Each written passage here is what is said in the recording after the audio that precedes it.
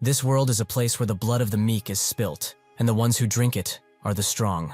In a dark forest, a single stag-like creature is feeding, and two men are on the hunt, an older one instructing the younger one to shoot like he was taught previously. His hand quivers as he pulls back the arrow, but suddenly, a loud thud permeates through the forest, causing the stag to flee. The man begins to cry out, as Yohan has just broken his very precious bow. Yohan scratches his head and notes that this thing snapped way too easily. Was it not because it was too old? The old man cries as he bought that brand new exactly 1 week ago. He knew it from the moment he said he wanted to learn hunting for no reason. He is a noble, so why does he insist on becoming such a lowly profession? He could have learned swordsmanship instead. Yohan tells him that swordsmanship doesn't make money until one gets hired. But whatever, they should move somewhere else. Deep in his thoughts, Yohan thinks that he needs money to survive in such a rotten and depressive world. His full name is Johann Aitz, birth name Kim Yohan. After dying in a tragic accident, he reincarnated in this world. Being reborn as a noble wasn't such a bad thing. However, right now, he's dead last when it comes to the family hierarchy. He will probably not inherit the name nor the wealth. If he's lucky, he won't get stripped naked and thrown out during his siblings' power struggles. Suddenly, the old man tells him to stop, as he just saw a pack of wolves, which he makes flee with one placed arrow. Unfortunately, the world he reincarnated into is a very realistic medieval era. He sees the corpse the wolves were nibbling on, thinking that this is a cruel death, to not be allowed death's rest. He wonders if it's someone from their village, and the old man cannot say, although one thing is certain, the weak are nothing but prey to the strong. Yohan suspected this. To avoid becoming prey in this age, he desperately needs money. When he first arrived in this world, he hoped he would awaken with some type of amazing cheat ability, but eventually, he understood that it doesn't exist here, so he changed his goal, and that goal is money. If he has money, he can leave this territory and do whatever. He could become a merchant, or even a free farmer. Money is all that he wants. It's everything, no matter what. He will scrape off every coin. The old man finds something interesting. The medicinal herb they talked about earlier, the little devil grass, is a rare herb,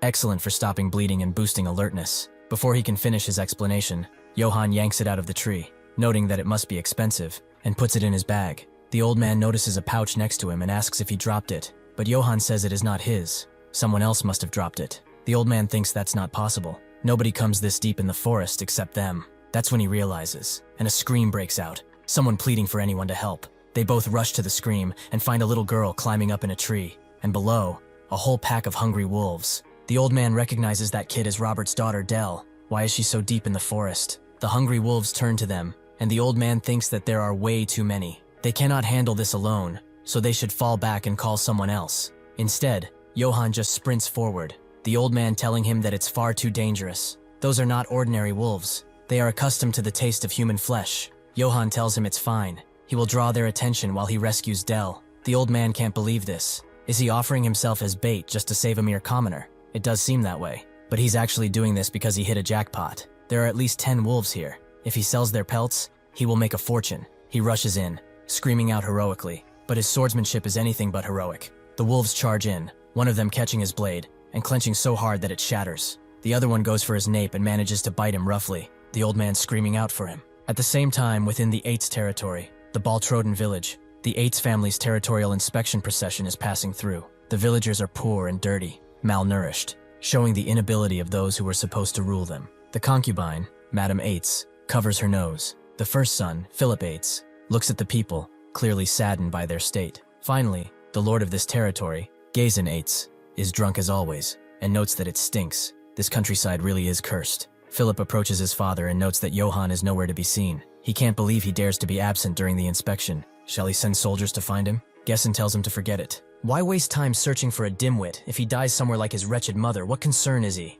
Suddenly, he spots a pile of straw stacked at the village entrance and asks why it's there. The villagers apologize. Behind it are traces of Yohan's training. They covered them, as they looked unsightly. Since he is curious, Gesson takes a peek, but his eyes widen at what he sees. An entire field of trees punched into bits and pieces. The wolf that bit down on Yohan is confused. He didn't actually bite his nape, but his hand and his fangs cannot get through. Yohan expected this. Fighting with a sword really is not his style. He sends the wolf flying and notes that he will fight in his own way. This is survival of the fittest. To avoid becoming prey in this harsh era, he needs money. And to earn that money, what he needs most is strength. Strength overwhelming enough to transcend the limits of a human. The old man is shocked by what he is seeing. Yohan is sending the wolves flying and even ripping them apart with only his hands. He has never seen such strength, not even in the mightiest knights. When he first got here, He had no choice but to accept it. Life in this world was not easy. His brothers that were of a higher rank than him beat him constantly, showing off their status as they insulted him. Naturally, he began to understand just how merciless this world truly was.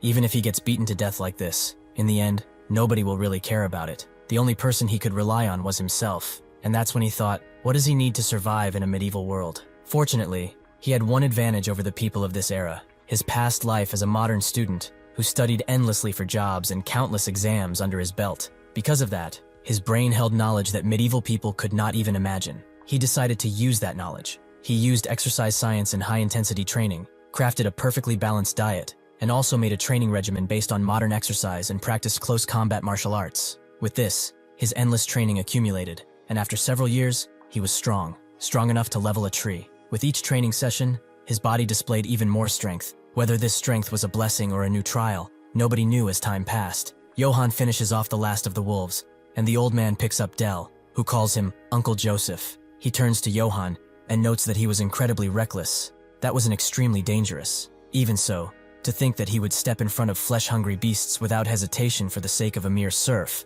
He was moved by this action, and he expresses thanks on behalf of all the villagers. Seeing Yohan celebrate his plunder like a pirate, though, he retracts his statement. Yohan eventually turns to Dell and asks if she's alright, and she thanks him for saving him. But before she can say more, her heart freezes, as she's the only one who sees what is behind them. They both turn around to find a gigantic, fiendish wolf standing over them. Joseph believes that a monster exists, and tells Yohan that they have to go. A beast of that nature requires an army to defeat. Yohan thought this world was just a normal, run-of-the-mill medieval world, but there were monsters here. He guesses this is their leader. He apologizes for killing all his underlings. Wolf pelts sell at a high price, so he hopes he understands. The beast growls at him, and Yohan can sense it. This thing is seeing him as prey. However, that doesn't matter to him. He dodges out of his bite and picks up a hard rock, throwing it directly at the eye of the beast, giving it a scar right on its right eye. Yohan didn't want to actually scratch its hide. The price will drop.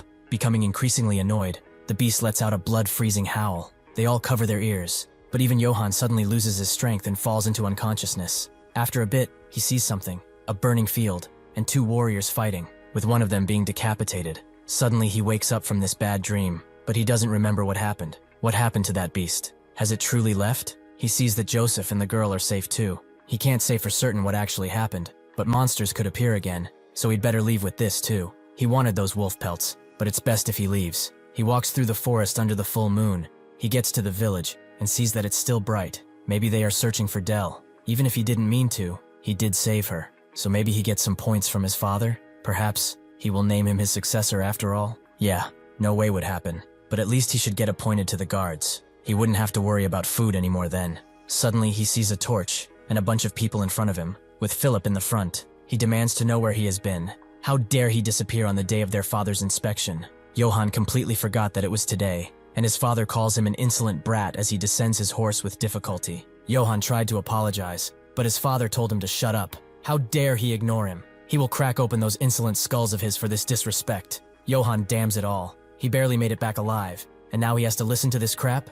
But perhaps he can make an opportunity out of this. He begins to use his technique, the ultra ass kissing. He was not absent from the inspection on purpose. He was late because he was saving people from the forest. Dell's father rushes out of the crowd to hug his daughter. He had been searching for her everywhere, and he's really glad that she's all right. Yohan asks them to listen. Dell was surrounded by a dozen human-eating wolves in the forest. He fought to save the child, and he defeated the wolves. He was unable to participate in the inspection, but he believes he's done his duty as a son of this household. If he could forgive him just this one, he would continue to do his best, for the safety of the estate, and perhaps give him a guard position too. Yohan thinks that was perfect. He would have hired himself right there. His father can't help but laugh. If he really defeated a dozen wolves, where are they? Did he expect him to believe what he says without proof? Yohan is kind of annoyed and says he's not lying. He even met a great dark wolf. His father tells him to shut it. How dare he live in front of him? He will rip out his tongue. Yohan asks if he wants a duel or something. He can prove his skills. Even though he doesn't like the bastard, he's still his father. He did not want to fight him for no reason, but he has no choice. His father agrees. If he's skilled as he says, he should raise his sword. They will duel with nothing but a weapon. Yohan is confused, as this bastard never taught him how to wield a blade. Yohan unsheathes his sword, but he forgot that he had broken it. His father sighs and tells Philip to lend his. As he does, Philip tells Yohan that it is not too late to ask for forgiveness. That is the only way he can make it out of here alive. Yohan believes that he did nothing wrong, and most importantly, a man doesn't just run away. He hopes his father will learn from this duel. He thinks this is for the best. If he shows the people how skilled he is, even he will acknowledge him. He charges in, his father shocked at the monstrous aura he's emanating, and he blocks. Due to the difference in quality, the blade shatters against the axe, sending tons of shrapnel towards both of them, and making Gason kneel. Due to this, he charges in, thinking that this is a straight insult. Does he know why he didn't teach him how to wield a blade? It's because he would still be a useless piece of crap. No matter how hard he tries, he will never surpass him. This estate is his, and his alone. Nobody will take it from him, not even the Emperor. Yohan wonders what is going on. Has this bastard lost his mind from the alcohol? But that's not important now. He can't see well because of the blood. Philip screams out for his brother, as Gason goes directly for his forehead. Yohan managed to block it with the broken sword, but even that breaks. He has officially lost. Gason tells him to know his damn place. If he ever sees his ugly mug again, he will bash his head in. With that, he leaves. The villagers going up to Yohan to see if he is okay. Later, inside the chapel, Father Valberg screams out, as that was totally unfair. Yohan tells them to keep quiet as someone might hear them, but he doesn't care. He's from the Vatican, so he doesn't care. A knight should have honor. How could he treat his son in such a way? Yohan says that he's fine. At least he's alive. Valberg continues to scream out, as that bastard was in a full set of armor. Yohan laughs, and then looks down, sighing. That's just how reality is. He never learned how to use a sword, but he didn't know he was so powerless. Valberg tells him that Gason has been in many battles. He inherited the techniques of the family, and he has experience. He never stood a chance. He heard Brits in the estate next over illed 300 serfs on his own, which Yohan thinks is amazing. Technology really is important, he thought. He could easily defeat his drunkard of a father since he fought a huge black wolf. Valberg asks if that really is true. Did he truly see a black wolf? Yohan, confused, says that he did. Joseph and Dell can confirm that fact. What's wrong though? What's so important about that wolf? Valberg takes out a book and explains that ever since long ago, black wolves have been seen as taboo. The priests have come to call them omens of death. According to century-old stories, black wolves come bearing only death and blood. Yohan doesn't believe in stuff like that, but maybe the black wolf was a premonition of the duel that just happened. Valberg guesses so, but he shouldn't worry. The stories about black wolves are just that, stories. Perhaps God is guiding him, since he is a pure person who puts others above himself. Yohan wonders, is that really who he is? Meanwhile, near the Aitz estate, the Brits' barony, there is fire and brimstone. People are screaming out as they are slaughtered, but their attackers provide no mercy. The soldiers wonder why they try to run away. They are going to die anyway. Anyway, this is rather cruel, killing everyone in the estate and burning their bodies. Most soldiers don't care though. They just do their work and get paid. Somewhere in the estate, a woman kneels to Sir Karamov, reporting that the mercenaries have finished cleaning up, and they have found the seal ring of the Brits family. Karamov grips it, and notes that he had high expectations for Brits. He heard he took down 300 serfs on his own, but he barely lasted 2 attacks, and he wasn't even useful as a toy. He, Karamov, the sword of the Holy Empire, the proxy of his Imperial Majesty, and the recollector of the seals, decrees that he will punish all the corrupt nobles, as is the wish of his Imperial Majesty. All who are with the Emperor will be bathed in gold and honor. They will kill, steal, and burn them all, and their next target is the Aitz estate. As he sleeps, Yohan sees the same scene that he did with the Black Wolf. Someone is fighting a mighty warrior, but try as he might, he has no chance against him. His blade is much weaker, and the mighty warrior cuts through it, proceeding to take the head of the weaker now. As the head rolls on the cold ground, Yohan sees who the weak warrior was. It was him all along. He wakes up in a cold sweat. In his room, it was all a dream after all, but something doesn't sit right with him. Ever since he saw that black wolf, he's been having the same nightmare for days on end. He also remembers what Valberg told him of the black wolf, it being a bad omen, who brings only death. Surely though, that's just some stupid superstition. The priest said it's just a tale from a legend. It's not like he ever did anything bad or anything to the black wolf, right? That's when he remembers that he hurled a rock in his eye, making him sweat even more. But whatever happens, happens. He shouldn't just ruminate like this and go train. As the sun rises in the beautiful valley, Yohan continues his training, but he is interrupted by the second and third ranked sons. It seems he already forgotten what his father told him. If he doesn't want to die, he should hide away. Even after they beat him senseless,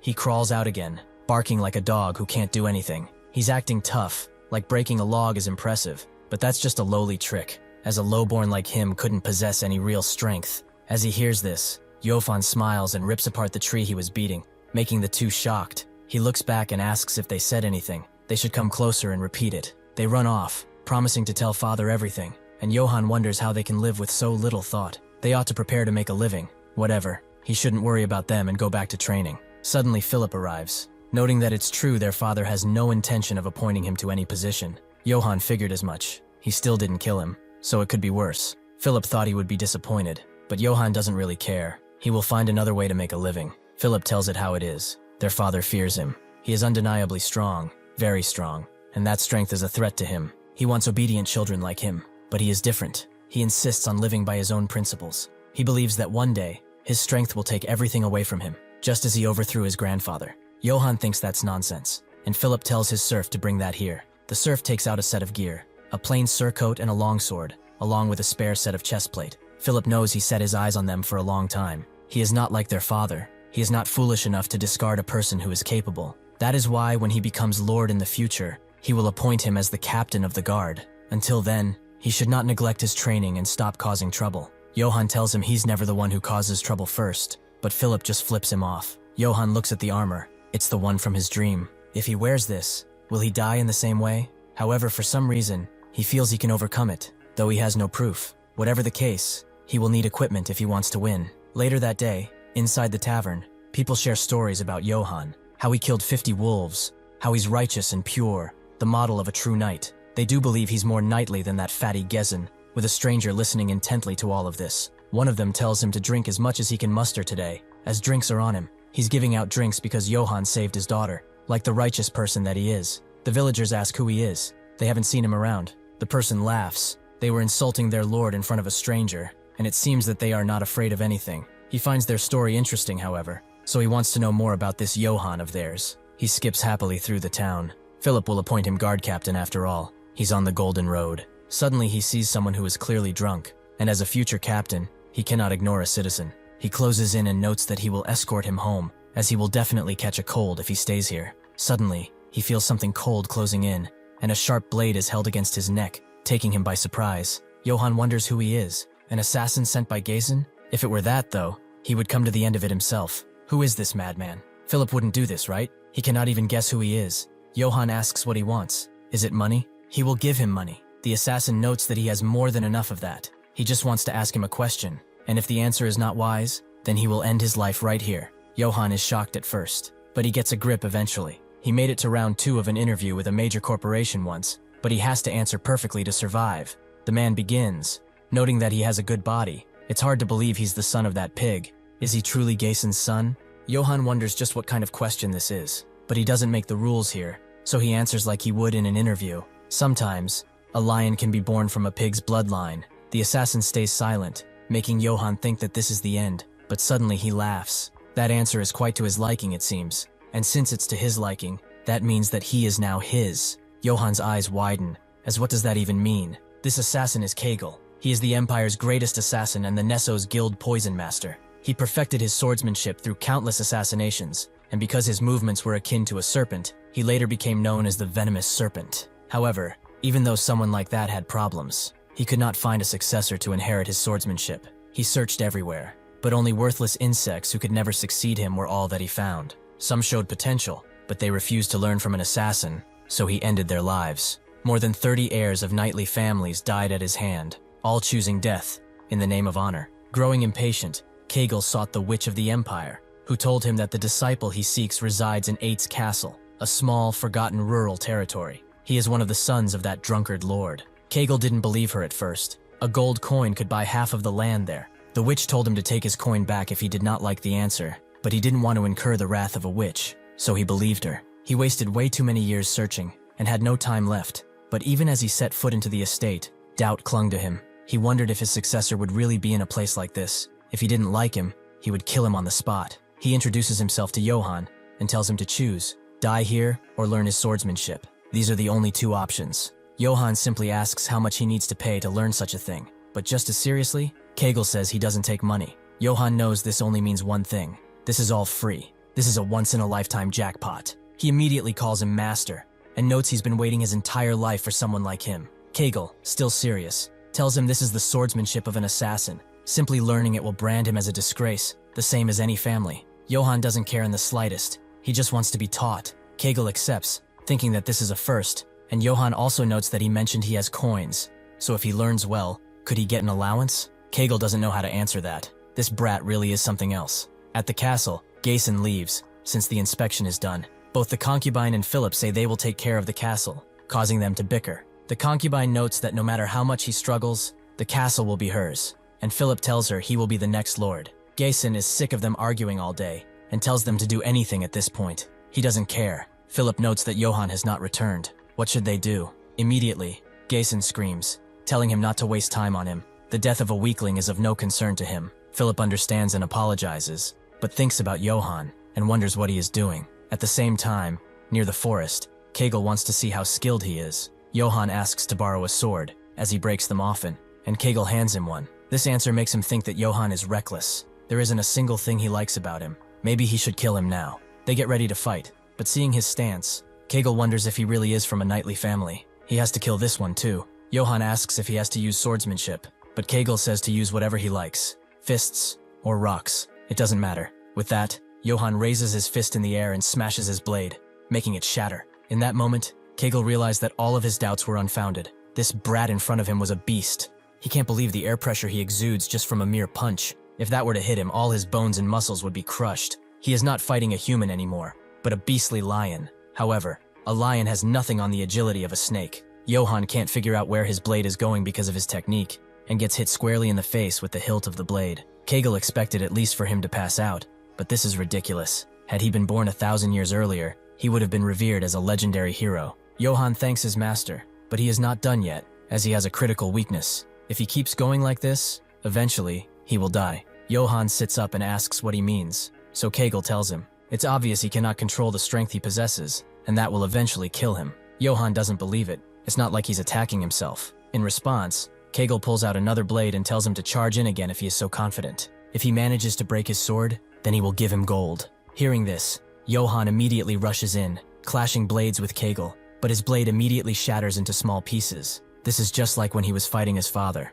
Kegel hopes he understands now. He just lost to his own strength. He will have to learn to control that power. Otherwise, sooner rather than later, he will die. Yohan asks if he purposely shot this fragment in his chest, and Kegel confirms as such. It's easy once he's proficient with the sword. Yohan understands it now. He needs to learn to control, and he will do so to avoid death, since he is the future guard captain of Aitz after all. Kegel notes that if he learns how to restrain his power, even something like this is possible. Using his sheathed blade, he manages to cut right through Yohan's armor. This is something even he can do once he learns to control his strength. When he can do that, he cannot even imagine just how powerful he will become. But that's enough rambling. They should get to training. He warns him down. It will be difficult, and he might lose his life. Is he still ready? Yohan immediately agrees, not wanting to let go of this jackpot. Night turns to morning, and Yohan has finished training. Although his face is filled with bruises, he thinks he's learning to hold back, but it is hard, at least for now. He learned not to break his sword, but when will he get to learn swordsmanship? Suddenly he sees a bunch of elves at the gate, and asks who they are, and why they are standing there. One of them tells him that this area is restricted for other people, and he should shoo before they get mad. Yohan demands to know who he is to give him orders, so the elf introduces them as the affiliated mercenaries of the Imperial Majesty, the Wolves of Aquitaine. Yohan wants a job like theirs too, and asks how the pay is. Some ask if he wants to be one, and others tell him that they get much more than a guard captain, up to 2 gold coins per job. They open up to him and begin chatting it up.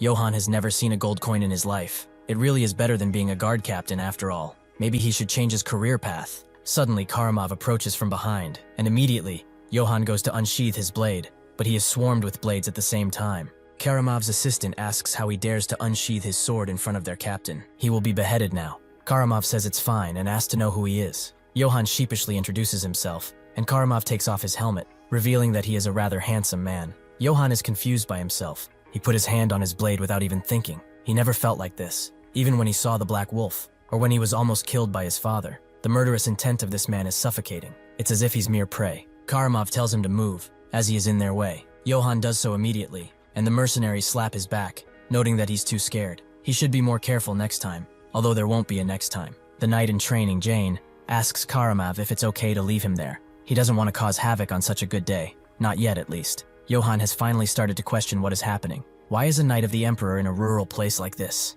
Philip is shocked at the news of Sir Karamov's arrival. Why would such an esteemed figure come to a place like this? He immediately greets him as he enters, introducing himself. But the concubine is already next to him, trying to make sure that he knows her son is actually the heir, and not the one in front of them. She also tries to seduce him, but he doesn't even pay her any mind. He takes his helmet off as he sits in Gazen's throne and demands to know where he is. Philip tries to tell him that no matter how great his reputation, addressing him like that is improper. The concubine thinks otherwise. He is the Empire's greatest knight, and there is nothing wrong he could do, especially by calling Gazen like that. Philip can't believe how cunning this woman is. She's trying to seize an opportunity to push her spawn as the next lord. Suddenly, Karamav demands they remain silent and get lost. The servants will bring him the finest alcohol they have, and until Gazen arrives, he will wait inside this castle. Yohan continues his training, but his mind lingers on Karamav, and Kegel screams at him to focus, as he's just thrown a bunch of knives. He has time to deflect them, but one almost goes into his neck. If the daggers he threw at him were laced with poison, he would have died. Why is he not concentrating? Yohan explains that recently, knights claiming to be the Emperor's personal knights came to the village, and something feels off. This is the Aitz family territory. No matter who they are, even Imperial knights shouldn't be able to shut the gates and control entry like that. Kegel asks why he even cares in the first place. Karamav is the Emperor's direct knight. He is the strongest warrior on the continent, the core power of the Holy Empire, and even the armor he wears is something legendary. Yohan asks if he is stronger than he is, and Kegel notes that if he ever had to face him, he would just turn around and run without hesitation. Yohan tries to say that the results of a fight can be known only after fighting, but Kegel tells him to shut up and know his place in this world. Right now, he cannot even control his own strength. He's just a dim-witted brat that doesn't know how to wield a sword. Yohan grips his blade tighter, noting that he will do it, making Kegel sigh and then tell him to charge. With that, the training continues. Kegel screaming at him to do it again every time he fails. Yohan wonders why it's not working. It's not even a real sword, just a scabbard. But why can he not cut it?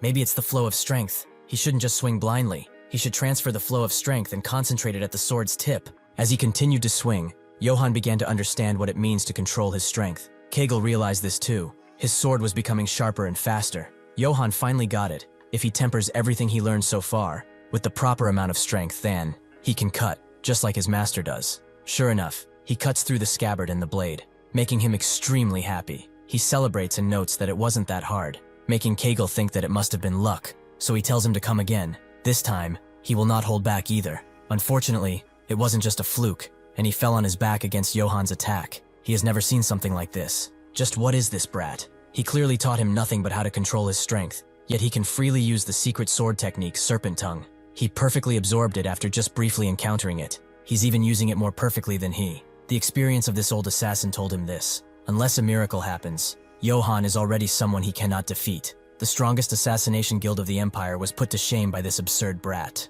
He explains to Yohan that his teachings end here. He will be leaving at sunrise. Yohan notes that he only just got the hang of using a sword. He's just ending it like this. Kegel tells him he already has everything he needs. As much as he hates to admit, he's become stronger than even him. He's satisfied as long as his swordsmanship does not vanish and continues. Now he should go and live his life how he sees fit. He's worked hard until now, so congratulations are in order. As they sit at a campfire, Yohan asks if he's really leaving, which Kegel confirms. He was never one to stay too long in a place. Yohan asks if it's because he's an assassin, but it's more of a personal trait than anything. Yohan also asks if he knows anything about ominous signs, and Kegel asks if he means the Black Wolf, which he does. He only recently encountered one, and afterwards, he dreamt that his head was cut off, so when he first came for his head, he thought he was the Omen. Kegel notes that if he had killed him, then that would have been an ominous sign. Ill fates do not arrive in fixed shape, so before he leaves, he will give him some advice. First, he should find a weapon suited for his strength. He will need at least Dana steel to withstand his power. That is a metal imbued with magic, existing only as a legendary relic. Its method of creation has been long lost, and it can only be mined from ancient ruins. Because of that, weapons made from Danas are extremely rare. Only a few exist in the entire world. Yohan notes it must be expensive, and Kegel confirms as such. If he were to save his entire life, he couldn't afford it. Yohan asks why he recommended it, but Kegel just wanted to tell him to find a good weapon. Yohan asks if he's hiding his true intentions because he's an assassin, and Kegel denies it. Why bring up the profession in everything? Even its color is unusual for Dana's steel. If he ever sees someone wearing that, even from far away, he should just run. If he doesn't know his limits, he will not live long. Yohan will keep that in mind. But is he leaving now? Before doing so, Kegel leaves Yohan with one last piece of advice, which he should etch in his very soul. He should not fight opponents he cannot beat. If it's dangerous, he will run. If he must fight, he will use any means to kill the enemy without fail. If he follows this, he is unlikely to die, and he shouldn't, as now,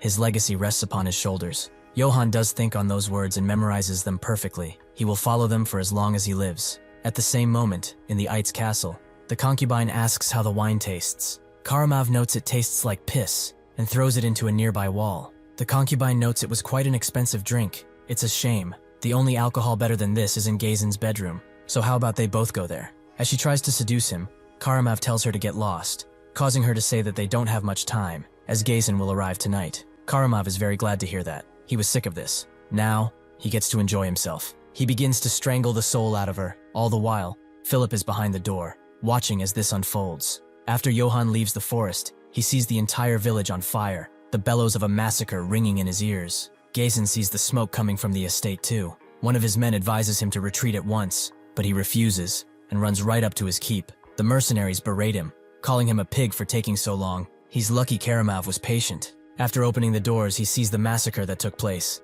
The villagers he was supposed to rule now dead. Karama arrives and notes that he's rather late. He missed the main party. Gazen demands to know what he is doing right now as he picks up his axe. What does he think he is doing here? Karamov tells him that he is found guilty of the attempted assassination of the emperor and high treason. By his decree, House Aitz will be eradicated. Gazen tells it how it is. This is a fucking purge. He's pugning false charges on him to have a reason to kill him. He will not let him do as he pleases. Karamov slowly unsheathes his blade and tells his men to blow the horn, to retrieve the seal of the Aitz family and purge everyone in this territory. They will erase this land from the map, all in the name of the emperor. At the now burned down church, one of the mercenaries calls Valberg a stupid bastard. Is it truly that hard to tell him where the bastard's son is hiding? Well, since he's a priest, he will send him to the god he adores so much. Before he can swing, Yohan comes from behind and annihilates him in a second. As he unties Valberg, he asks what happened, and Valberg doesn't know either. The Imperial troops are killing villagers on sight.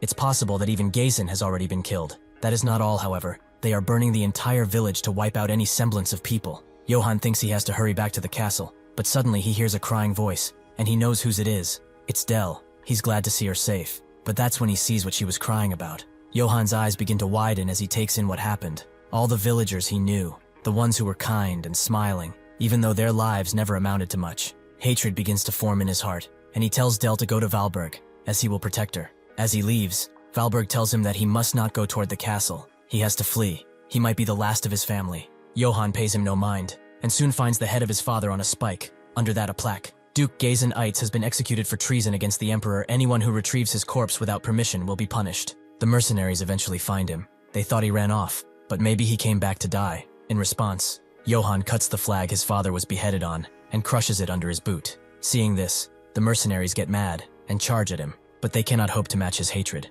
He cuts them all, one by one, showing no remorse for his actions. He wonders why he is doing this. Why is he going back? Valberg was right. He should have run away. If he goes back, he will die for no reason. Suddenly, he finds Philip, who is glad to see him alive. He tells him to go and run away. Why did he come here in the first place? To watch them die. He wanted to give him this headpiece, for when he was to the guard captain. As he retrieves the headpiece, Yohan remembers Kegel's words, to run away if the opponent is too dangerous. This time, it's an emperor's knight. Even the master told him to run.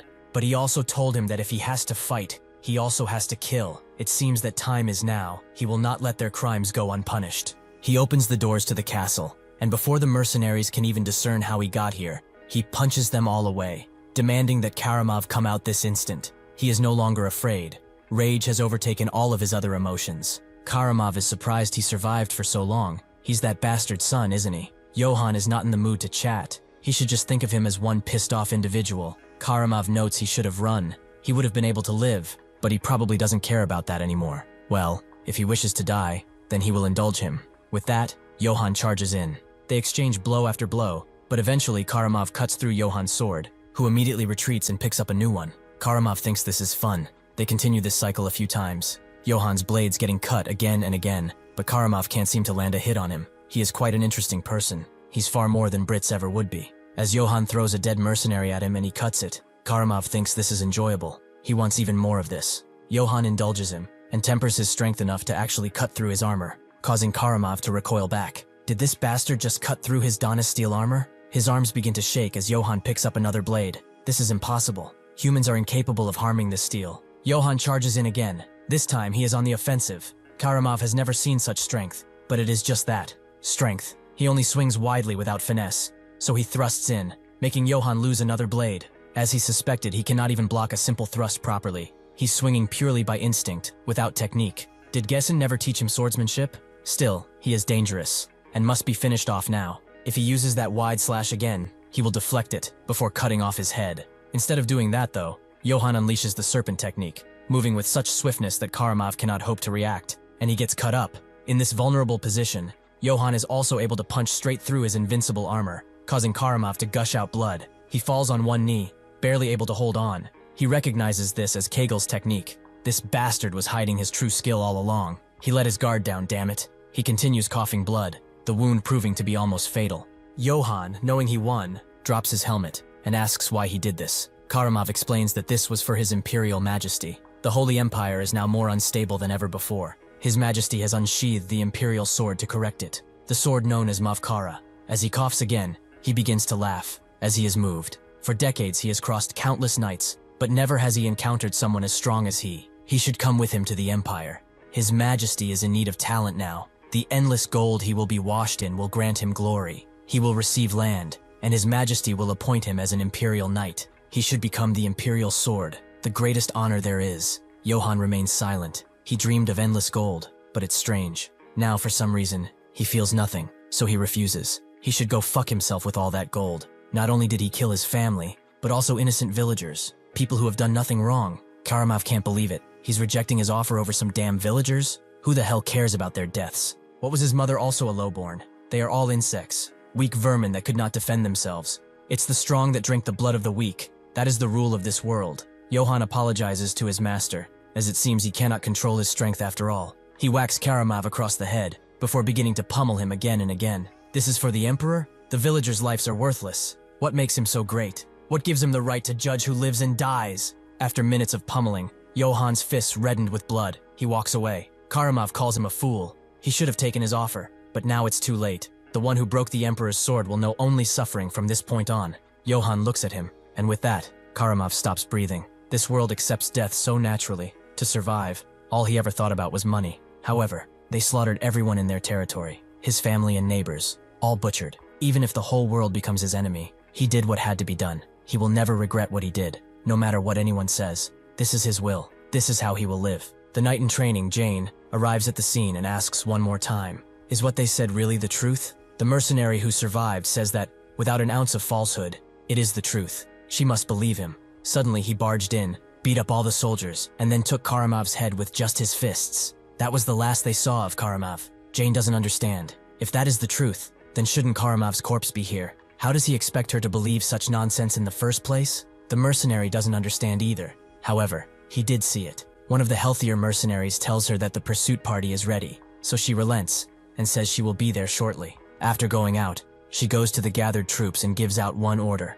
to hunt their attacker down and kill him. To kill Johann Aitz. He is a filthy traitor to his own bloodline, and the one suspected of murdering their Sir Karamov. They will hunt him down and bring him back to her no matter what. Yohan continues fighting through mercenaries as he carries Karamov's body. Even with this limitation, he is still efficient with the blade. Jane continues. It is believed that he can tear through Danis's steel with ease. They should never face him on his own, and think of it as hunting a dragon. They will seal off every road around the territory and drive him relentlessly until he is exhausted. They must bring his head to the Majesty, no matter what. Before passing, Philip told Yohan that about 500 paces northwest of the hunting grounds, he would find a stable, and there a warhorse he could flee on. Yohan eventually arrives at the stable Philip mentioned, and he's exhausted. He really thought that this was the end. He thought hiding Karamov's corpse would stir up confusion, but the pursuit party caught up much faster than he expected. Still, since his armor served as a makeshift shield, he should probably keep carrying it until he's completely shaken them off. He opens the stable, and sure enough, he finds Gessen's warhorse, the last gift of his brother. With this guy, he should be able to rest a bit on horseback at least. He should also give him a name, and he knows of the perfect one, and that is Philip. The mercenaries swiftly get to him, however, and since they saw something glowing, that thing probably being Dana's steel, they will search every inch of the area, as they are sure to find him. Suddenly, some of them begin to hear hooves, and sure enough, Yohan dashes through them on horseback. The mercenaries try to shoot him, but the armor keeps him protected, and so, Yohan rode his horse throughout the night, quickly losing the pursuing party and arriving deep within the Black Forest. He figures this should be deep enough, even though he was a twisted man. Not burying a person just doesn't sit right with him. In any case, His armor really does look quite expensive, and this blade too. It's light yet solid. This sword is made of Danish steel too. He unsheathes it to reveal an ancient imperial script. It is the one who recovers crests, the crest recoverer. It's probably referring to the family crests, making it sound much more ominous. He will take the blade with him for now and bury the armor. It's a waste, but carrying it around won't help him in the slightest. He will definitely come back for it later. He finishes burying that, and he's clearly winded. He knows that once word of Karamov's death spreads, the entire empire will be after his head. The countless knights who followed him will try to avenge him. His words cut deep, but his life was already just suffering long before this. What should he do now, though? House Aitz is finished, and he didn't manage to bring a single coin with him. His arms are still trembling, so he should rest for a bit now. Suddenly, he detects a presence behind him, and he turns around as the Black Wolf has arrived. Out of all times for it to show up, did it have to be now, when he's spent? In such a condition, he knows he stands no chance. He can barely hold his blade as is. He needs to get to the horse somehow.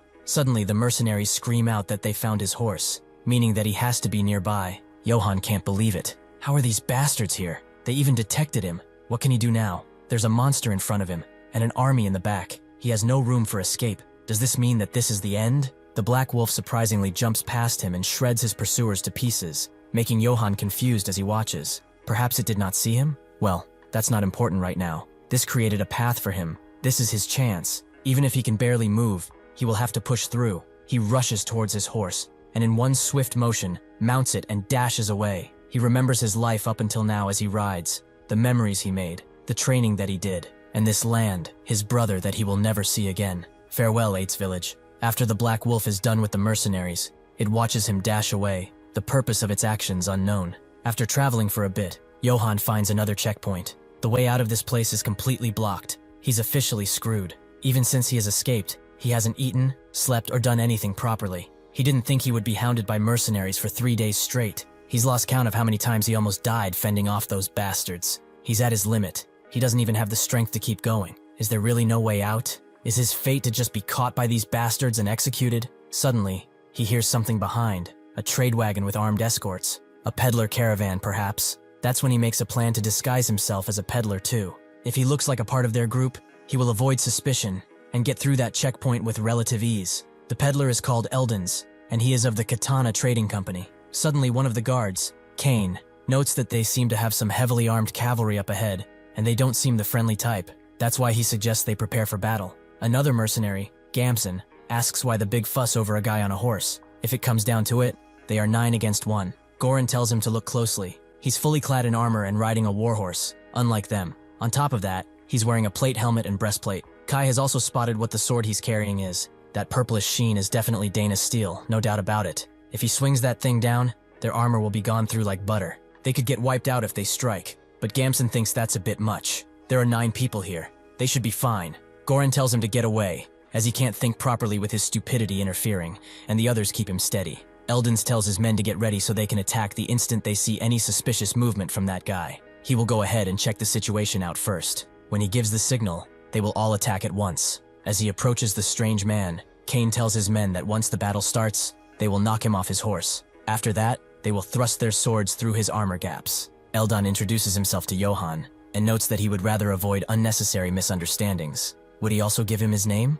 Yohan didn't expect to see catfolk here. From what he can see, they are all pretty suspicious because of how he looks. He needs to make them lower their guard, first and foremost. He pulls up his helmet and introduces himself. He looks like this because he was attacked by bandits while traveling. They do not need to be wary of him. Also, could he tell the people behind him not to attack him? Eldon apologizes for being so rude. As a peddler, he always has to be prepared for any scenario, so he hopes he understands. Yohan says that he does. That is why he could let him travel with his group, perhaps? As he can see, he lost all his travel funds. If he could provide him with a little food and a place to rest, he would guard his caravan. Eldon guesses he's strong enough, and doesn't seem the overly suspicious type. They should do that then. They are on their way to Marseille, by the way. Since it is a fairly long journey, he should get acquainted with the other mercenaries he hired. Yohan thanks him and wonders where the place he mentioned even is. Goran asks Eldons what's going on, and Eldons tells him that this man is just a wanderer who will travel with them for a while. But they should keep an eye out, just in case, and if anything happens,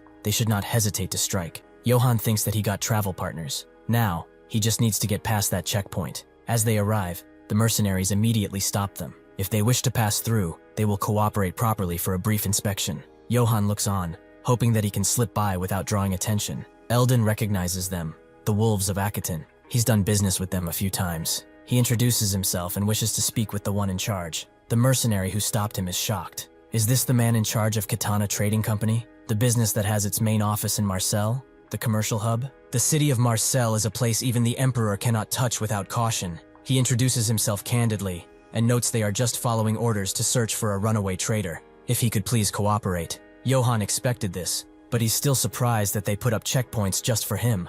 Suddenly, one of them approaches and tells him to take off the helmet right now. Yohan makes up an excuse, noting that he has a bit of a condition on his face. The mercenaries laugh, wondering if his mother dropped him or something, but they would still like to see that mushed-up face. Or perhaps, is he hiding something?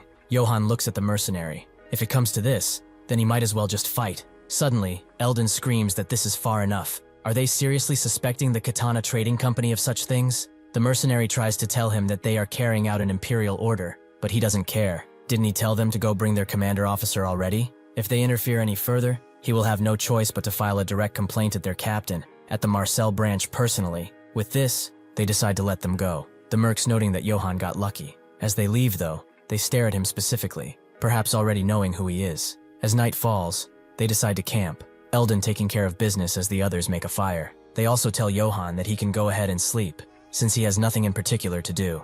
Yohan immediately lies down, his bones themselves tired from the journey. As he sleeps though, the wolves appear in a nearby bush. Their plan to surround them from the hill and strike all at once. In the real world, this staff sergeant, during battalion-level tactical training, successfully carried out defense in depth, defending against a large company-sized enemy force with only a handful of troops. He displayed outstanding tactical sense and became an example to his peers. Therefore, he was rewarded a commendation and 4 nights and 5 days of reward leave. He graciously accepted this reward. Maybe the army did suit him. Good thing he studied so much strategy. However, there's an outdated top-down culture, murderous duty shifts, and work conditions, like scorching hot or freezing cold. He could endure all of that, however, if it were not for the paycheck smaller than a flea. They will chain him down too, as one can enter the army easily, not so much when it comes to leaving. Yohan wakes up. It was all a dream, it seems, of what he was doing in the army. He looks up at the night sky and suddenly catches one of the arrows that is flying on their camp. This is an attack. Those bastards are probably after him again. He thought he made it safely, but he has to warn the mercenaries first. He screams out that there's an enemy ambush, making all of them wake up at once. 5 minutes before the enemy alert, Gamson wondered why they were the only ones being worked to the bone. It's only fair to assign that cavalry to sentry duty too. Kai tells him to shut up. Is he telling him to trust some random guy they don't even know with guard duty? Has he not considered that once they fall asleep, that bastard could slit their throats? If he can't tell what actually matters and keep on being reckless, he won't be doing this kind of job for long, that's for sure. Gamson told him that he became a mercenary because he did not want to rot away in some backwater village, because he wanted to live like a real man. However, if he had known they were a bunch of idiots who can't do anything and freeze up against one armored guy, he wouldn't have joined in the first place. Kai asked if he really wanted to die at that moment, but before he could pull out his blade, they heard Yohan's screams. Immediately, Kai puts Gamson down as he defends them with the shield, but the rain of arrows suddenly stops. Before he can tell Gamson to call the others, he runs out, crying like a little girl. The others find him, and they are glad to see him alive. They wonder where Gamson is, but Kai says it doesn't matter. Is Eldan safe? They confirm he is hiding under the wagon, but whatever, they should get ready to fight. Yohan, upon seeing them, tells them to form a circular defensive line around the wagon. They don't know which direction the enemy will attack from, so they have to stick together. Kai asks who he is to give them orders. They will handle their own end, so he should worry about keeping himself alive. Yohan can't believe them, and as they hand each other a shield, he demands one too, as he has fought a similar battle before. Eldon screams to not do that. They don't have enough shields for themselves, and he will have to survive on their own. Yohan damns their pride, and suddenly, he sees who is charging in. Not the wolves of Akiton, but just some bandit guard. The mercenaries charge in, Yohan wondering who's supposed to guard the wagon if they do that. The mercenaries, however, seem to be just as rabble-rousing as the bandits, who outnumber them 3-1, and eventually, they break through Goran's shield, threatening to end his life. Yohan sees this and charges in, his dark blade cutting through the bandits like it's nothing. Yohan can't believe this blade, and the fact that it's glowing too. The bandit leader knows what this is. It's absorbing blood, meaning that it's a demonic sword. A peddler escort with a demonic sword? There is no way they can beat up something like that. Yohan, seeing an opportunity, introduces himself as Johann Aitz of House Aitz. Who are they to attack him? Even the mercenaries are surprised he's a noble, and Yohan thinks it should be fine. He changed Aitz to Yates, so nobody figures it out. The bandits are shocked. They haven't heard of his house, but it's certainly not any run-of-the-mill one, since he has a demonic sword. Yohan asks one simple question. Will they surrender now, or will they meet their end by this accursed blade? Seeing that they have no real chance, the bandits all surrender. Yohan hid his blade and told Goran to bind them all. He may cut down anyone who dares to resist. After doing that, Goran asks Eldon what they should do about this noble. He thought he was just a wanderer with a good heart. There's no way he would hold a grudge because they treated him poorly, right? Eldon tells him they let him join when he asked, which must count for some goodwill. He will also smooth things over, so they should stay quiet. Eldon approaches, noting that he must have had a rather rough night. He helped protect the caravan. He's not sure how to repay him. If he knew he was a noble, he would have lent him a damn shield. Yohan asks what he's talking about, and is glad to see him safe. Eldon is shocked. Is he really not going to ask for compensation? Is this one of those good nobles he hears of in stories? Yohan smiles and tells him to lend him a shield next time he asks. Eldon agrees. So next time he will give him a shield before anyone else receives one. Yohan was also thinking of interrogating them. Could the mercenaries help? Eldon agrees, but now that his status has been revealed, it would put their mind at ease if he spoke more formally. The mercenaries push the leader of the bandits to Yohan's feet and ask who he is and why he attacked them. The man explains that they are the private soldiers of House Brits, a house that has been wiped out. A few months ago, the House Brits was suddenly besieged on the charge that they supposedly plotted against the Emperor. Those bastards killed everyone. Men, women, children. They didn't care. The ones who attacked were the Wolf of Akaton. They resisted as much as they could. But once the noble executioner joined them, they had no choice but to run away. The mercenaries wonder who that is, but guess it's the Emperor's hunting dog, Karamov. The leader apologizes. He has committed a crime worthy of death. They never expected a noble would be traveling with a trading caravan. The Imperial army chased them, called them rebels, and the Northerners turned their backs on them, stating that they were being cowardly. Although he cannot justify this banditry, they had to do something. Yohan asks them to answer truthfully. Did they attack for no other reason? The bandits deny it. The only reason they targeted this trading company caravan was because it's expensive. Eldon screams out that they are all bastards. Don't they know that delivery for trading companies is built on trust? Do they have any idea how much damage they suffer because of men like them? As the others calm down, Yohan thinks of this treason against the Emperor. When he fought Karamov, he said it was all for the Emperor too. Now he's starting to get it. There was never any treason against the Emperor. He just needed some pretext to purge the nobles, an excuse to unleash his hound on them. That for the Emperor stuff was all crap. That bastard deserves the most horrible death. These guys are just in a situation similar to his. They are victims of power, of circumstance. With that said, they indeed became bandits, so he's not really sure what to do with them. Kai asks him too. If he gives the order, they can beat the life out of them to spill more. Yohan denies that they have all the information they need. Suddenly, Gamson arrives and says that they should beat them to death, but Kai deflects his mace. They all surrendered to Yohan. They do not have any right to punish them, especially not him, who abandoned his comrades and ran away. He agrees, and the bandit leader begs to spare his men. They will never do anything bad again. They just want this mercy, only once. Kai notes that if he says the word, they will be executed on the spot. As the sun rises, Yohan tells the mercenaries to disarm and let them go. As they look at him, Gamson asks if he's letting these lowlives live just like that, but Yohan tells him to listen carefully. He understands their circumstances. They probably have not done any work other than wielding weapons. But even so, robbing caravans is not acceptable. He too only learned skills to survive. Eldon is even more surprised, a noble learning skills. Yohan tells them to look at these men next to him. Do they think these people refrain from banditry because they do not know how to steal? Kai notes that he's only here because Goran pays well. Yohan is letting them live, so they should learn skills and find another way to make a living. As they leave, the men all bow, vowing to never forget this kindness. Yohan notes they should get going. He doesn't want to get dragged into something like this again anytime soon. On the horizon, the Black Wolf looks on, seemingly following Yohan and his exploits with great interest. Before heading to Marseille, Yohan's group decided to stop by a small place known as Rutskbeck village to rest a while, as they were all winded, especially Yohan. The village chief is informed that the caravan arrived, and Eldon greets him warmly, while the village chief invites him warmly, asking if something happened on the way here. Eldon tells him all about the bandit gang that attacked them. Ever since the Emperor went crazy, the bandits have become more and more prevalent. The chief tells him to watch it. If an Imperial faction insider heard him, he would be in trouble. Eldon laughs it off, and notes that they were able to transport the goods safely. It's all thanks to the noble who traveled with them. The chief had an encounter with a noble too some few weeks ago, but it turned out to be a nobody pretending to be one, so he beat him and chased him out. Eldon laughs, as he's still acting recklessly despite his old age. Well, he doesn't need to worry. This noble is brave and uptight. Even after he protected them, he didn't ask for any reward. The chief can't believe something like that. But this old fox is not the type to lie. With bandits everywhere these days, simply having a knight stay here would benefit the entire village. This is a true statement in this era, as a proper knight is strong enough to slaughter an entire warband, making them a great help for public safety. This is perfect timing since he's here. How about he stays a few weeks and gets some true rest? He said himself that bandits are getting out of hand. Eldon notes he can't impose on him like that,